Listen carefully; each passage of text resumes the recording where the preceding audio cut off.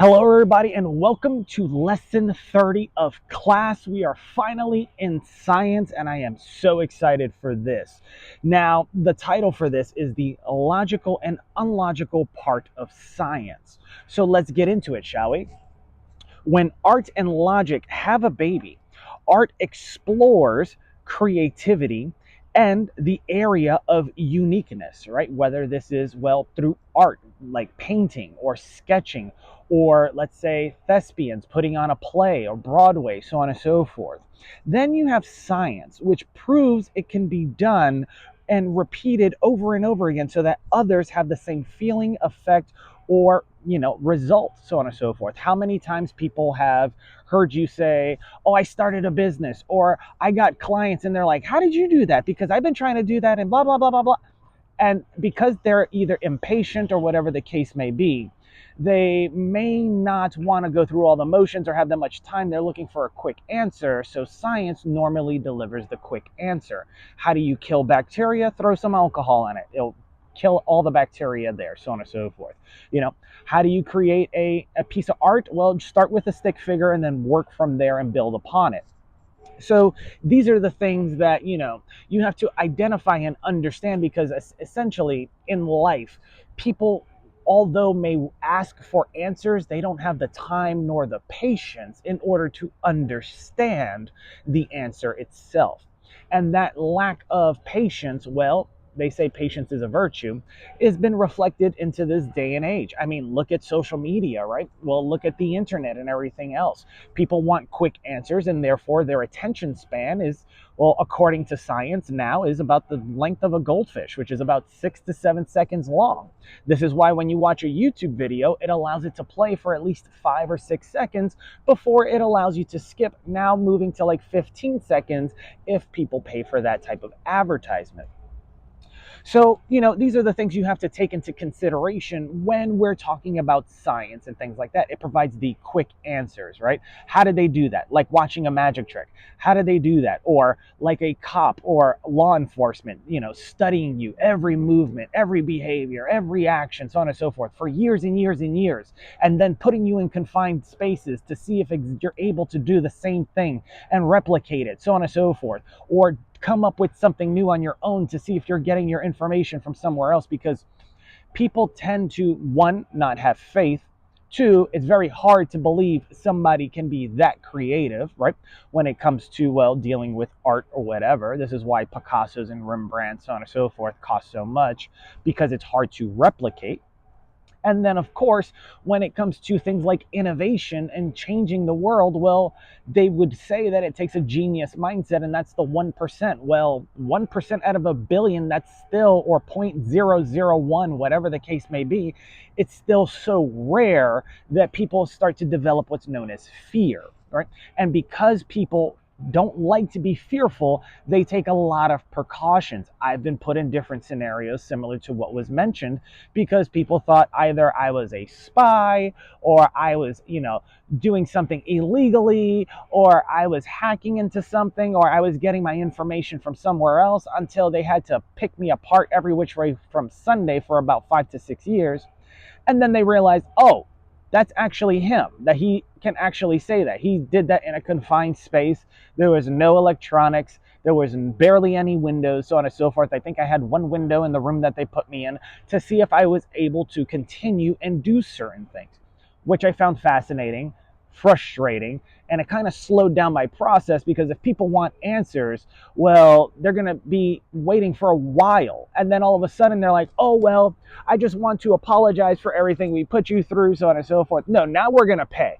Now you're going to pay. Why? Because I went through the crap for about 4 to 5 years, and I need to get these answers out quickly, because if I don't, well, people are just going to stay stuck, lost, and, well, entrapped in the life that they're in. And I want them to grow. I want them to do better. I want the world to change, as they say, right? But it only takes a handful of tries of somebody trying to reinforce what's known as learned helplessness in order for you to give up, in order for you to throw in the towel, and so on and so forth, or make you feel a certain way. And this comes down to psychology, right? I had a doctor friend in the family, Simon, where he would say he's a proctologist, but he was really a urologist, right? It rhymes, so on and so forth, right? In the military, we call it the itis. Just add itis at the end of it, and it sounds like a disease. It's one of those things. And people will 9 times out of 10 believe it because they don't know any better. It's a quick answer. And if it sounds like a duck and walks like a duck, it might as well be a duck, right? So these are the things that people don't understand. And because they lack the patience, which patience, as I said earlier, was a virtue, they do not get the answers that they are searching for. Remember, you seek what you are looking for, and you normally find it, right? Or as they say, seek and thou shalt find, so on and so forth. However, if you're just looking for a quick answer, such as another video where I talked about Tony Robbins, expression about money, where the gentleman comes up to him and says, "Hey, can I get some money?" So on and so forth, etc. Okay, here's 50 cents, etc. Well, you need more money than that, so be more specific. But then don't be impatient when it comes to the answer, because you're working on your timeline, but you're asking me or someone else for, answers along the way, and you don't want to work on that timeline, right? So this is where things get a little bit complex, right? So how do I cater to the masses and the individual at the same time? Well, thankfully with YouTube, we have that ability with class. You can fast forward, you can slow down, you can skip, so on and so forth. So as we go through science, this is probably going to be an in-depth thing because of the fact that, well, science has a lot of things. It has psychology, it has medicine, it has technology, it has innovation, so on and so forth. And then, of course, how do all those things come together with art, logic, and creativity, moving towards spirituality, so on and so forth. So in English, you probably heard the saying, the pen is mightier than the sword. However, when we were around in the early days, we had pencils as well. If you study science, right, there's a thing called alchemy within science, right? Or that which led and gave birth to chemistry. Sir Isaac Newton was into it. There's the book, The Immortal Life of Nicholas Flamel, and they talked about turning lead into gold and all these other things. Well, fun fact, if you were to take graphite, which goes into a number 2 pencil, hence 2B or not 2B, which is a number 2 pencil, right? You can convert that into something called graphene. Now, graphene is not only valuable, and if it's pure enough, a pound of it can go as much as $400,000 per pound. Now, that's turning lead into gold, right? Because you talk about a number 2 pencil, right, which is a lead pencil, but it's made out of graphite. Graphite converted into graphene can come out to be more expensive.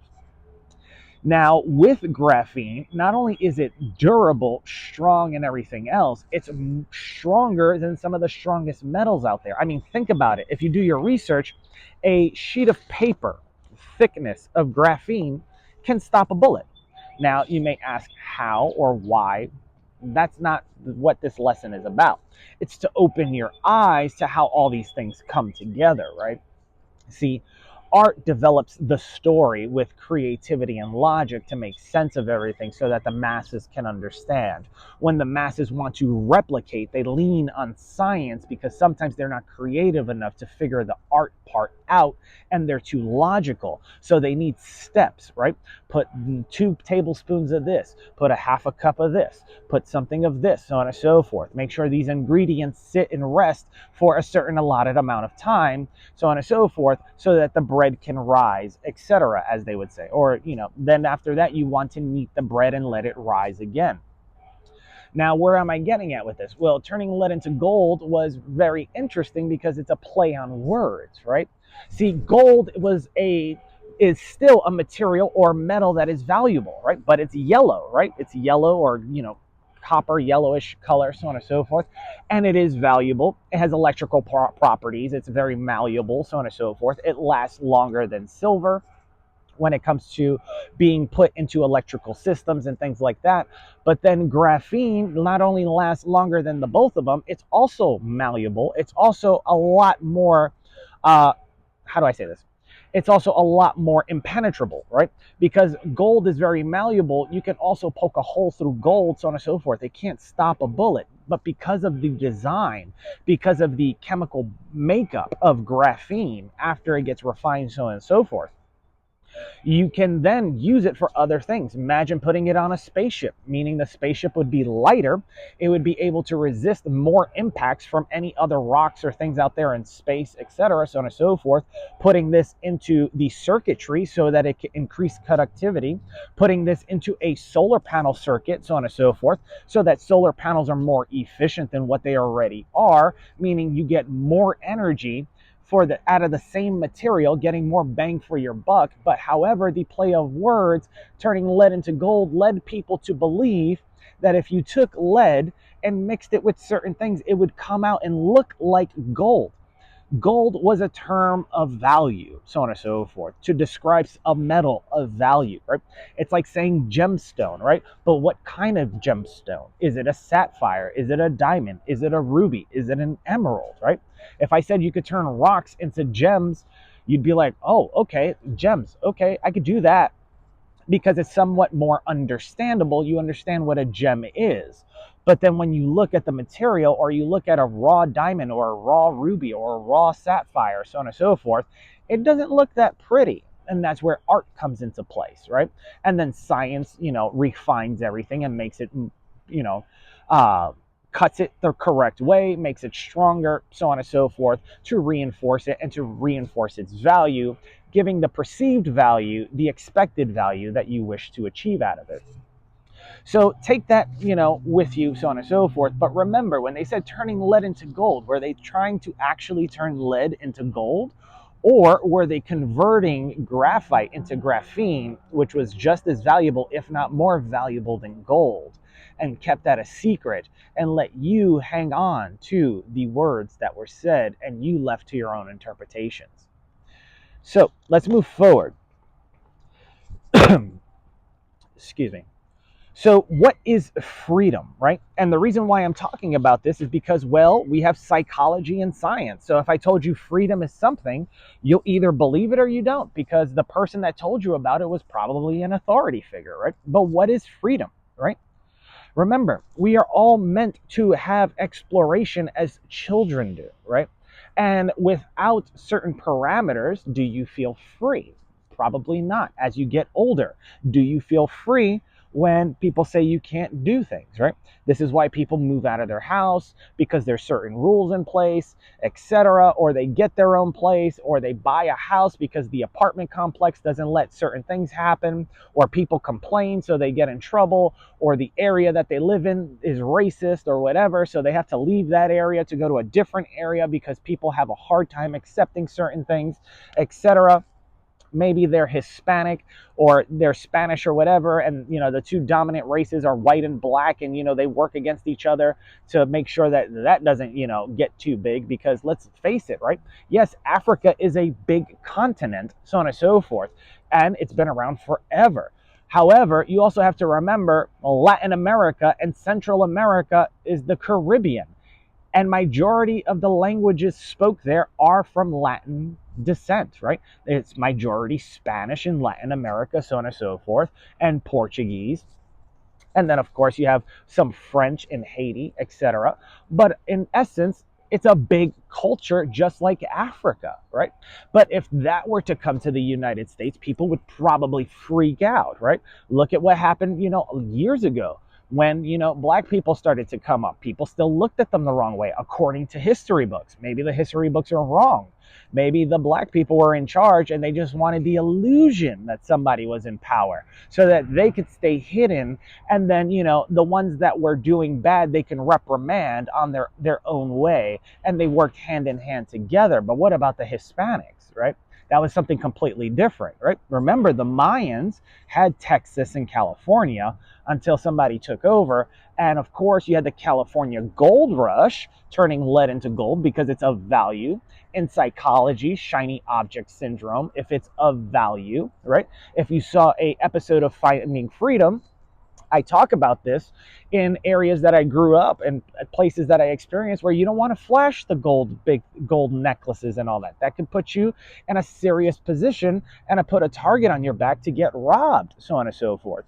But if you want somebody to do something and to do it well, you pay them extremely well. If you want a doctor to do their job correctly or do as they are told, you pay them extremely well because of loss aversion, so on and so forth.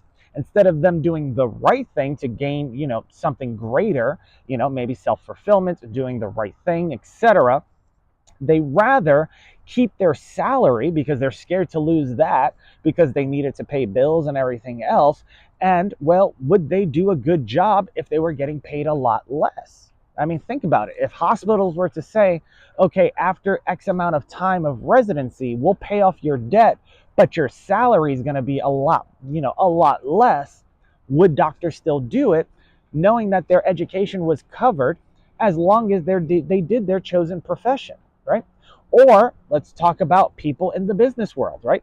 Would they be interested in psychology or psychiatry, so on and so forth, which is pretty much a legalized drug dealer that plays scientist with the human body and the invisible? Because if you look at any of the documentation, it takes years to prove things like that. And God forbid you were to push back, they would normally continue to put you in a situation, or other people would continue to put you in a situation just to prove a fact because they don't want to be wrong because of all the money, time, and effort that was spent. How messed up is that? So when we're talking about freedom, remember, we had the Boston Tea Party because they introduced taxes, so on and so forth. And they put a tax on tea, right? Now we're paying boatloads of taxes that disguise the word inflation, which is another word for tax. And now we're going to have tariffs. So what? You're going to have, 10% of your check come home and hope to God that you make it? They're priming everybody for chaos, extreme chaos to happen. But nobody asks these questions. Nobody looks at the facts. Nobody says anything because they fell in line like everybody else, or at least the majority. Some others haven't, right? They fell in line to be a good boy or girl, so on and so forth, right? So you have to remember, when you're a child, you don't have these fears, you don't have these doubts, etc. You question a lot of stuff. How does this work? You ask, why does that work? And then, why do you do this? Why does mommy love daddy? Or why does daddy love daddy? Or mommy love mommy? And why does, so on and so forth, always hang out with us? Why does mommy have so many friends and daddy has no friends, so on and so forth? All these questions, right? And then eventually you either give your kid a pill to shut up, or it learns over time due to, well, a couple things, to shut up, right? Because, is the freedom of speech free? I mean, the founding fathers have the First Amendment, and just in case that gets impeded upon, we have the Second Amendment, right? But people don't realize that. And then when that happens, they'll send law enforcement or whatever to try to instill fear rather than having them look at the Constitution and everything else and make sense of it psychologically. Now, scientists do the same with technology and the discovery of things, right? We have what's known as the Secrecy Act, which means that the government can just come in and take whatever it is that you create and say, yep, don't create this ever again, so on and so forth, etc. They can also make you disappear and take your stuff. I mean, look at what happened to Nikola Tesla. I mean, if you study history, according to history books, President Donald Trump's uncle, who was a part of the FBI, was part of the team that took majority of Tesla's files after he passed away. Tesla never made boatloads of cash. He was promised $50,000, but then got, cheated out of it because, well, the people with the money will normally stay with the money, and the people with the knowledge will normally end up giving it, being fooled by the people with the money. So, I mean, we have to start questioning things. We have to question certain things as far as, you have ChatGPT and Google's Gemini. Tell it to become a doctor. Tell it to become, a lawyer or whatever with years of experience, right? So that you are able to talk proficiently with knowledge, with an education, or at least with some type of confidence, right? And conviction that you know what you're talking about, right? And then you could go back and forth. I mean, it has all the internet's, information on there. Ask it a couple questions. How do you make your life better? What are the side effects of this? What will it do down the line? How can I go ahead and make myself healthier? X, Y, and Z, so on and so forth. Is there a cure for these things, or is there not a cure for these things? What are some technologies that have came out, so on and so forth, right? Now, remember, with the Secrecy Act, they can not only take the information or the technology and that discovery from you, but they could then make sure that it never reaches the masses, it never reaches the public, and then the public will remain under their power and control due to profitability, fear, and lack of understanding, right? Because God forbid somebody creates a solar panel that is more efficient than the current solar panels that we have. You can literally put the solar panels on your house, sell the energy back to the city, and now you put money in your pocket just to hedge against inflation and taxes. People don't think that way. Hold on one second. There's a bug on my camera here. There we go. So, people don't think that way. Or you can add a solar panel to a car that's a hybrid, and now you can go further faster. And when you park or sitting in traffic, your car can actually be charged by the sun, so on and so forth, on top of so many other factors, right? So not only do you save money in gas, but you could go further, faster for longer, right? So think about that when you're coming out with stuff, because there was a gentleman that created a car that literally ran off of French fry grease. And you can look this up for yourself. The cops pulled them over and they confiscated the vehicle. Another person created an engine, think steam engine, but it ran off of water. So you didn't have fossil fuel, so on and so forth, or whatever. And it got confiscated, taken away. You don't see that, right? Because there's too much money in fossil fuels, right? Think about that for a second. So let's move forward. Science is a complex adaptive understanding of your world and your universe. Now, what do I mean by complex adaptive understanding, right? Well, the body tends to adapt, right? If you were to work out every single day and you maintain certain habits, your body will be used to that workout. It will adapt, right? You develop calluses on your hands so that you could adapt to lifting the heavy weight and putting strain on the flesh, so on and so forth. The same thing happens in the universe, right? The trees have seasons, right? If you were to have a lot of pollution over time, the trees, in order to survive, would have to adapt, just like nature would have to adapt, right? The law of natural selection, right? Remember the finch, etc., right? The experiment, right? Or Darwinism, so on and so forth, right? It talks about adaptation. In the military, at least I know in the Marines, we have the expression or the motto, adapt and overcome, right? Many people have difficulties adapting and overcoming, right? They think that if they put you in a position, so on and so forth, they're going to keep putting you in that position or making it harder and harder and harder, either to watch you suffer to see if you can take it, or to get enjoyment out of it because they're sadistic, right?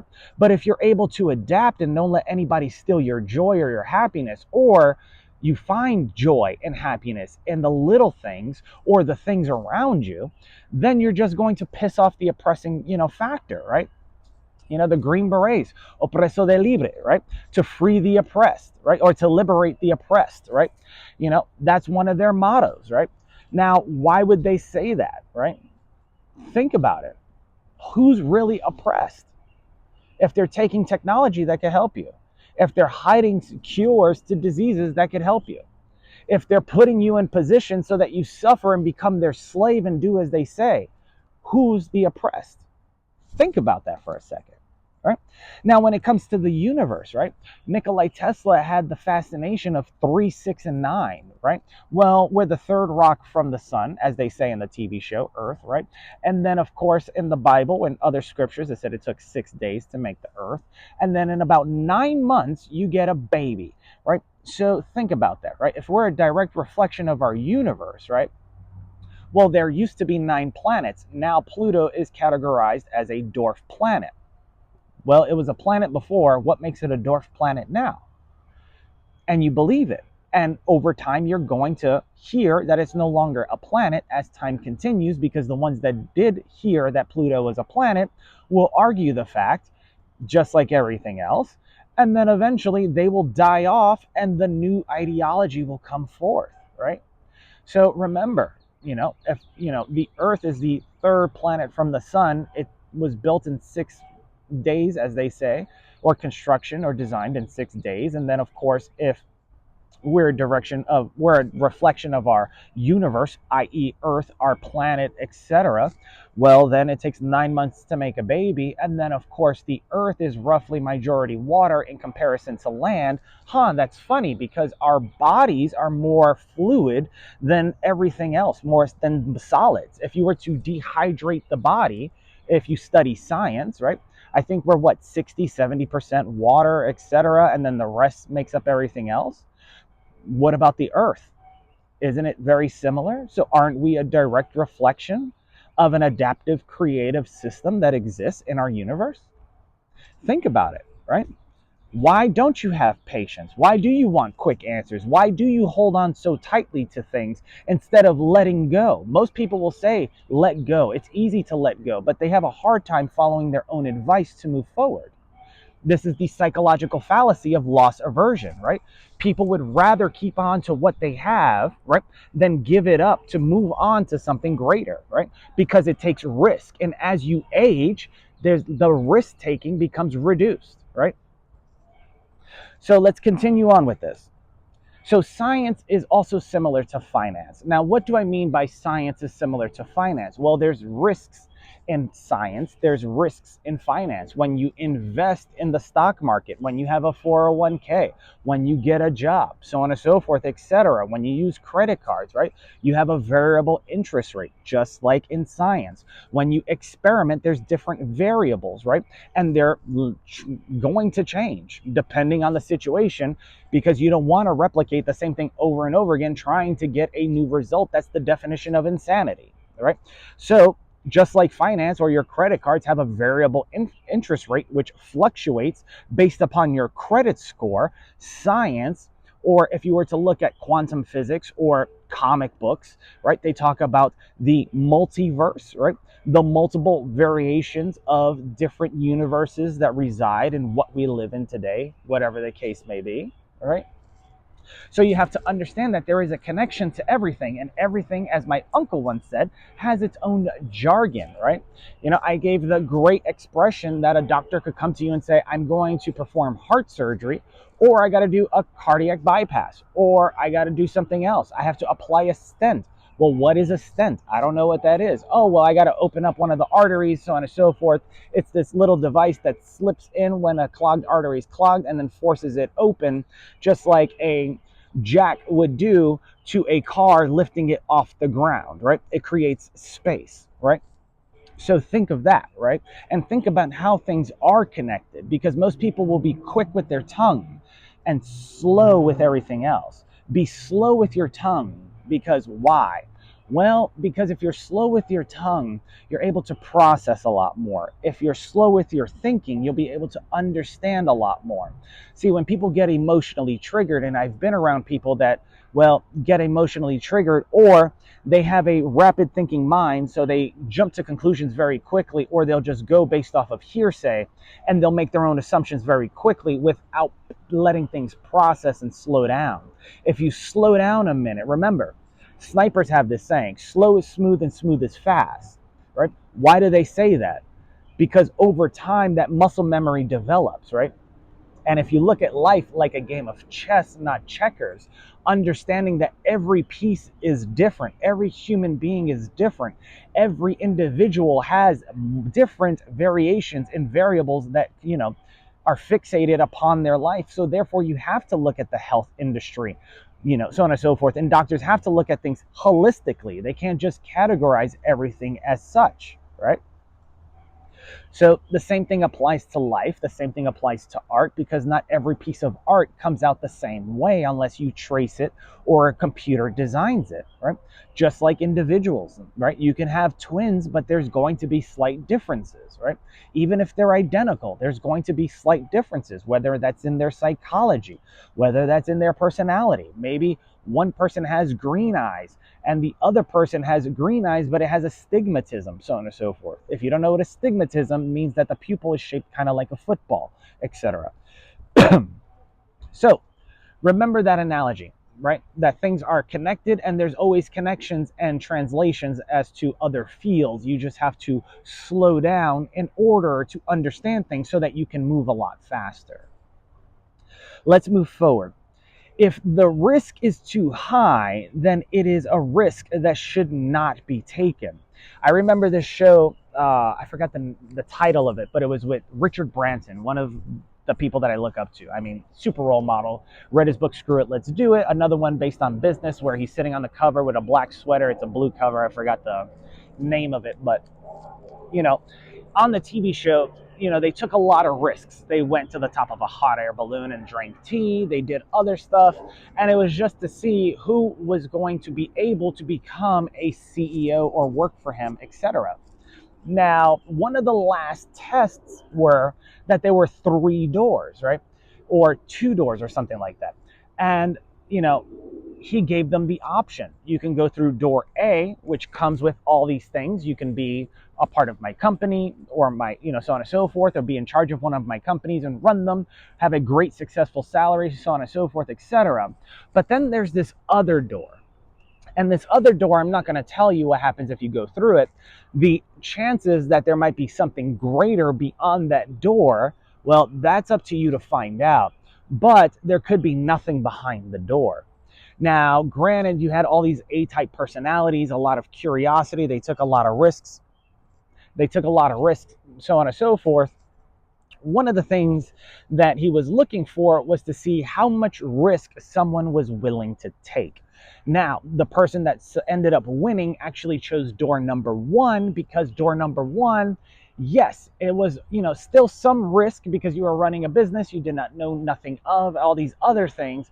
But because they didn't choose the other door as other people did or would have, so on and so forth, he respected them, right? Because some risks are just too great. Same thing happens in finance, right? Excuse me, there's a squirrel over here, which is pretty funny. But, same thing happens in finance. And, when you're betting or gambling or, trying to invest in the stock market, there's going to be some things that are too much of a risk. I heard a story of the gentleman that runs FedEx apparently took his family's money, went to Vegas, gambled it, and luckily ended up winning and ended up getting the finances to create everything, right? But then of course I got to hear other things, and this was coming from a lawyer that actually works you know you know in court and has done corporate law with FedEx, several cases, nationally, so on and so forth, and he was educating me on the company, which I thought was fascinating because, yes, the CEO or the person who started it was a Marine, but he also ended up at Yale. And it wasn't until he got to Yale he figured out how to mitigate costs because the company was losing money, and he decided to go with contractors and all this other stuff. But now, look at where the company is. Yes, is it profitable? Does it still have the same branding capabilities that it used to have? Maybe yes, maybe no. But I mean, in actuality, could you not run a more efficient company, especially with all the technology that we have now? Think about it, right? And the same thing goes with every other company. Could you not make a more efficient company instead of, cutting people's pay, trying to put the blame on other people, etc., or the costs somewhere else so that you can mitigate certain expenses and increase profitability because you're trying to uphold to the shareholders? Take the company private, make it your own, so on and so forth. Why not, hire some people from McKinsey, etc., and have them assist you in choke points and etc. Make the effort to try to make your brand of your company more valuable, and then people will also see the perceived value in doing business with you, like Apple, versus just seeing you as another option to UPS, to the United States Postal Service, to DHL, and so many other logistics companies out there, right? So you have to understand that there's risks everywhere. However, some risks aren't risks that you want to take. Let's move forward. Now, science will need proof, whereas art believes. What does this mean?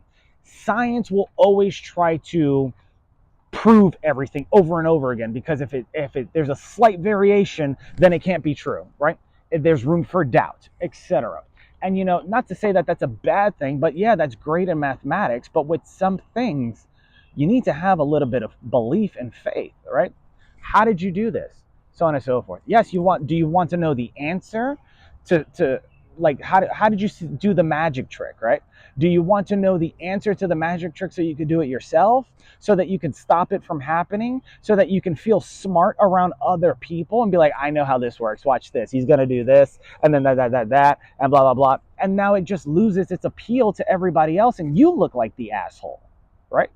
Or maybe you want control and power, right? In the book Immortal Life of Nicholas Flamel, or if you watch Harry Potter, they talk about the Philosopher's Stone, which is supposed to give everlasting life to whomever, right?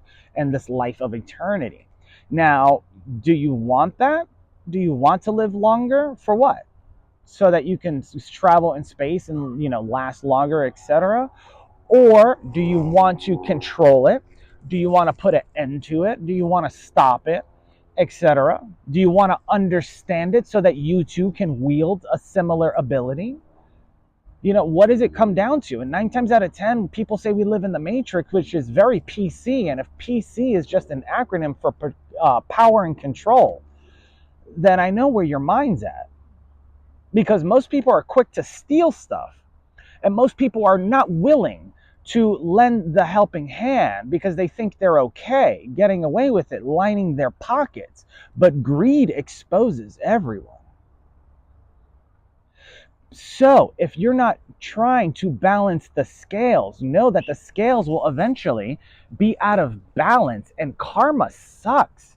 Remember the golden rule: do unto others as you shall have them do unto you. And last time I checked, if you're stealing someone's work, or you're not paying back, or so on and so forth, etc., or you're trying to be a smartass and be like, oh, well, I'm letting you live and survive in my area. Well, that's bullshit, and everybody heard you, including the universe. So think about that, right? Slow is smooth and smooth is fast. Slow the hell down. Remember, what goes around comes around. And if you've seen the movie The Craft, when they talk about magic, if you're into that thing, anything you put out into the world normally comes back threefold or tenfold, so on and so forth. If you're into spirituality or Christianity, they talk about tithing and you get stuff back 10x, right? Or tenfold. So what do you think you're doing and what's happening in your life? For those of you that watch this or don't watch this or are paying attention currently, think about that. Because at the end of the day, it may not be you that it comes back on. It may be somebody else that you care about. And you don't want that to happen, because the universe will find your weak point. And, it will pay everything back. And then you'll be left there saying, thank you, or why did this happen? Think about that. So let's move forward. Why is science needed for some? Well, as I mentioned earlier, a lot of people are very logical. So remember, anything that has not been identified or distinguished or explained by science is indistinguishable from magic. People may say you're limitless and all this other stuff, but are you really, right? Remember the movie Limitless with Bradley Cooper, where he took the NZT pill, became a genius, refined it, and then leaned himself off of it, and then maintained the abilities, etc. Yeah, you may be limitless, but how far can you go, right? How long before other people pick up on what you're doing or how you got there before they want to replicate it for themselves? I mean, if you look at, what is it, Solomon Grundy or whatever, one of the DC characters, he's a gorilla, right? If you watch The Flash, it's a gorilla. He's able to do mind control and things like that, etc. But he's a bad guy, right? Etc. And eventually, over time, he finds peace, etc. And he learns how to soften. But during his anger, his frustration, and having the ability of telekinesis and all this other stuff, he's able to control people's minds. He's able to talk to them kinetically, kind of like Professor X, so on and so forth, etc. But eventually, he becomes a little calmer, right? This goes for other people, right? If you look at the new X-Men series, Magneto took over, so on and so forth, etc. and things happen, etc. Right? And over time, things happen. However, science is needed for some because some people just refuse to believe certain things until it slaps them in the face. I can tell people this thing that you're taking is bad, it causes thyroid tumors and cancer, blah blah blah, just like a smoker. And I smoke myself. I'm no dummy, right? But I'm also doing other things, right? Now, if this person is not doing those other things, what's going to happen? It's like leaving the fluids in your car. They coagulate. You won't be able to start your car. And then you say, what happened? This was supposed to be safe. This was supposed to be okay. It's FDA approved, whatever the case may be, right? Think about it. People normally, and Ty Lopez mentioned this, Carl Jung mentions this, Dr. Jordan Peterson, anybody that studies psychology understands this. Over a certain age, and it's right around 25 to 28, give or take, after that age period, people normally don't learn until they get slapped in the face, either through extreme hardship or pain. And people would like to move away from pain towards pleasure, right? Or they want to move away from sadness towards happiness, etc., unless they're intentionally doing it themselves. Remember, emotions don't last very long, so if they do come about, well, one, let them come about, but they normally don't last very long. If it lasts more than 15 to 30 minutes, there's something else there. If it lasts for a couple days, well, either you're hanging on to something and you just don't want to let go, or there's certain things that just don't happen. Yes, everything has its own time frame, like a death or a funeral, etc. And then you don't know what to do anymore for like the next couple weeks, but after a couple weeks you're perfectly fine. You get back on the horse and you move forward. Remember the movie PS I Love You, where Gerard Butler's character ends up getting diagnosed with cancer, ends up passing away, does all these things. His wife doesn't want to do anything, but then, he structures things in a way that she gets to regain her life again, right? So think about that, right? And the same thing happens with other things, right? The movie The Family That Prays with Kathy Bates, where, I mentioned the quote, if you cross me, I will nail your ass to the wall. The famous line that she says during the negotiation process, right? And then the guy that comes in that everybody thought was a bum on the street actually had equity in the company and was a genius when it came with numbers and finance, so on and so forth, and cleaned up extremely well, and nobody ever even saw it coming because they judged a book by its cover. They didn't know that certain things happen, and he was put in the place that he was. He did not choose to be there or stay there. He was put there, like some of us, right? Let's move forward. Does science aim to help or control and destroy after gaining information and knowledge because of power and fear? Now, why do I keep mentioning, control and power and things like that? Well, Genghis Khan, then you have Alexander the Great, then you have the alpha male personality, then you have a lot of people that are territorial. You have Pfizer, that's a big company. You have all these electric companies that will literally end you if you try to compete with them, so on and so forth. And then etc. Then you have, well, the medical community and the whole scam that's happening there when it comes to generic versus branded products and how doctors get kickbacks. Then you have the scientific community that has technology. And then, of course, with the Secrecy Act, they're able just to take your information, your technology, etc., and then leave you hanging dry with a warning or, as they say nicely, neutralize you, so on and so forth, right? So why even bother? Why? If you want somebody to chase something, tell them that there's something valuable that they're going to get. Carrot and stick. How do you get the horse to run faster? You hang a carrot in front on a stick and it keeps chasing the carrot, but it'll never achieve the carrot unless it starts to use his head, right? Now, how do you get to the carrot? Well, that's going to come with other lessons, so on and so forth. If I reveal everything now, God forbid, somebody might actually use some of this material against me, or I might hear somebody say, oh, I know what you're up to, I know what you're doing, etc., blah, blah, blah, blah. Well, then why don't you tell me, change something for the better instead of running your fucking mouth? Excuse my language for class. But think about that for a second, right? If you were able to have free energy, what would that do to your electricity bill? Well, it'd be free.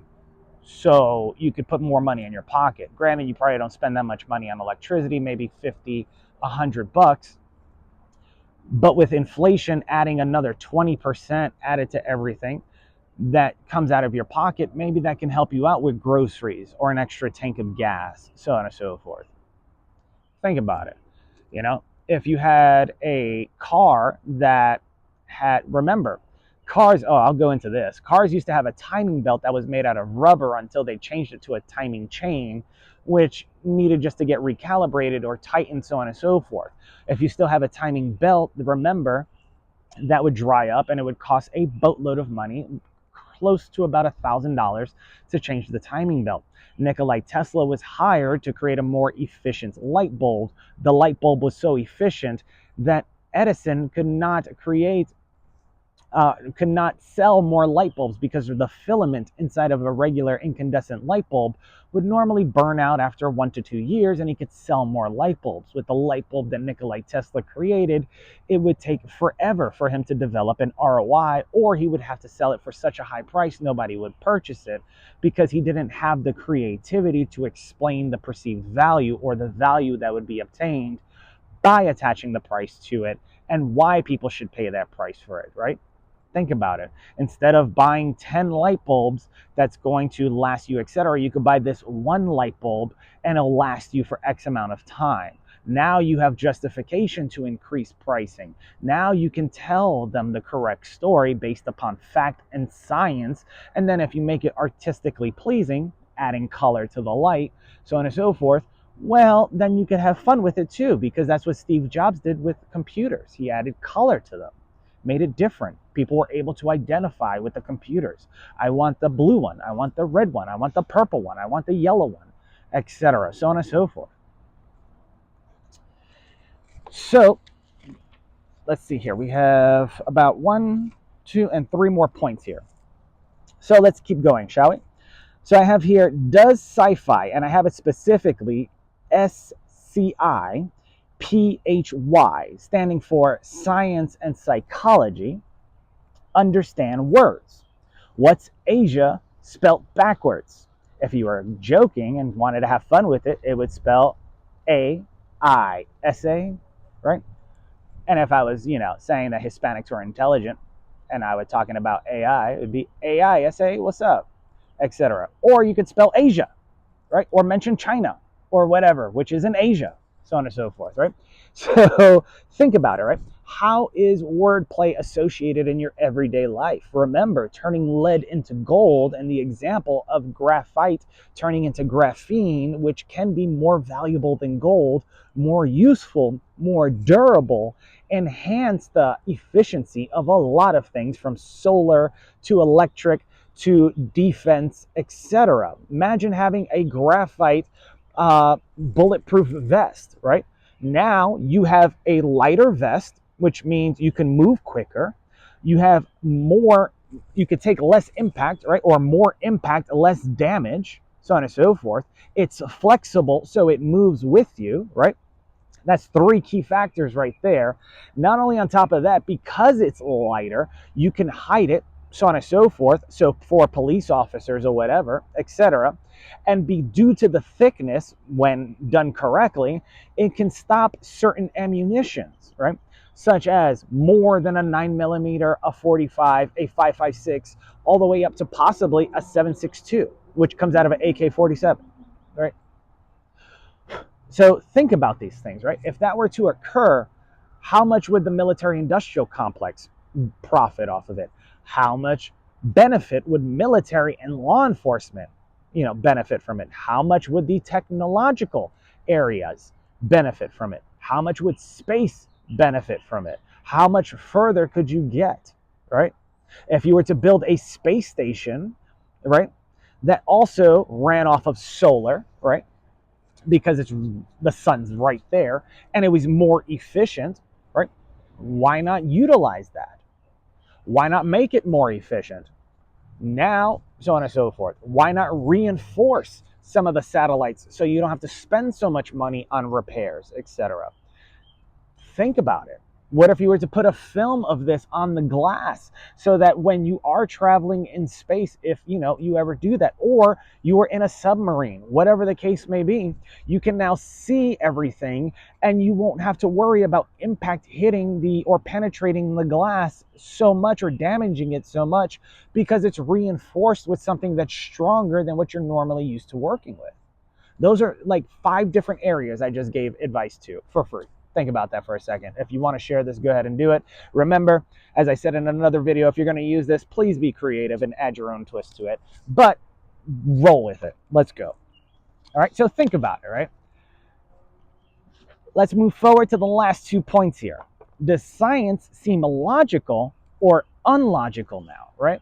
Now remember, science has a lot of things that are logical, but it doesn't make sense. Now, what do I mean? Have you ever heard of something called oobleak, right? It's kind of like quicksand, but when reacted upon quickly, it acts as a solid. When reacted upon slowly, it acts as a liquid. Now, what is this good for? Well, if you were to take that technology, you could give it to correctional officers that might get shanked, so on and so forth. And when something goes to make an impact, because it acts like a solid, the molecules will come together quickly, bonding together, preventing the knife from impacting the correctional officer, saves the correctional officer's life, so on and so forth, no deaths there, and then they could go ahead and do what they have to do. Same thing goes with everything else, right?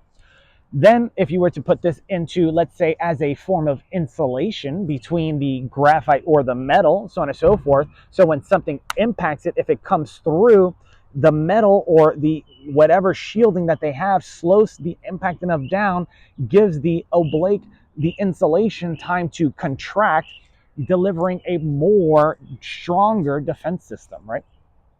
Or what about what I said earlier, right? Is science logical or unlogical? If we have the ability to make things more efficient, why don't we? That's a little unlogical, right? Unless we're talking about profitability and greed. That's different. Now, it would be logical because, well, we could get further and faster. Yeah, it may take some time, but with the right people, you could create speed, right? What about elements, right? I talked about graphite and graphene, turning lead into gold, understanding words, but the psychology, the science, do psychiatrists even know what the hell it is that they're doing, or are they just reading a book and regurgitating? And then, of course, matter and ether. Remember, we're a direct reflection of our universe. Third rock from the sun, 6 months or 6 days, etc., to do stuff. And then, of course, it takes about 6 months for lungs to develop and for a fetus to hear sound and stuff like that. And about 9 months, you get a baby, so on and so forth, which I think is crazy and awesome and interesting. And then, of course, if you're studying, babies and stuff like that during pregnancy, there's 3 trimesters and all this other stuff. So, I mean, you got to really, is it logical to look at this or unlogical to look at this? Or maybe it's both. Maybe people should start questioning things more than doubting. Maybe people should have more belief and faith and, well, stand together than stand divided, because united we stand, divided we fall. Last but not least, does science aim to control and set people free? Remember the Matrix, and then, of course, living in a PC world, a power and control world. Do people actually want freedom, or do they want to maintain their power and control? Remember, if you look at any of the spiritual teachings, the great spiritual leaders didn't have themselves put in that position. They were put there by the people, right? Or by the individuals, right? And they, through recognition, etc., and everything else, they obtained power and control. Did they go after it like Caesar or like Alexander or Genghis Khan or Mansa Musa or all these other people, Napoleon, so on and so forth? Or did they strive just to do good in the world, and people then slowly started to gravitate around them, similar to the way the moon is gravitating around us and the way we gravitate around the sun? Think about it. So this has been the first lesson of science within class, lesson 30. I hope you guys enjoyed it. Till next time, my friends, I'm looking forward to it. We're going to get more gritty, more into everything else: science, psychology, art, logic, creativity, bringing it all together because, well, as Dave Ramsey would say, there's a snowball effect when it comes to paying off debt, and there's a snowball effect as this continues to grow. So till next time, my friends, take care. Bye bye. Bye bye. I love you guys. Peace.